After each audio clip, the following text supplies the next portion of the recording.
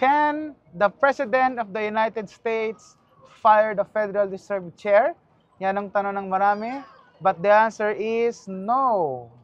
Kasi according to the US Constitution, the Fed is appointed by the President and may kailangan ng confirmation sa Senate. And I will tell you guys, 4 years yan. At dapat the Federal Reserve Chair is free from any political moves, any political pressure. They must be independent. Yun ang nakalagay sa batas. Kaya ngayon si Powell, pinanindigan lang niya yung mandate niya na he must be independent and not be influenced by any president. Kasi alam natin, napakasela ng trabaho ng Federal Reserve. Pera yan eh, di ba? All about the economy of their country. Kaya dapat independent sila. Gawin nila kung ano yung tama, even it's very unpopular sa isang politician. Siyempre, normal yon, no? Abangan natin yan. Ano kaya magiging galaw niyan sa market, no?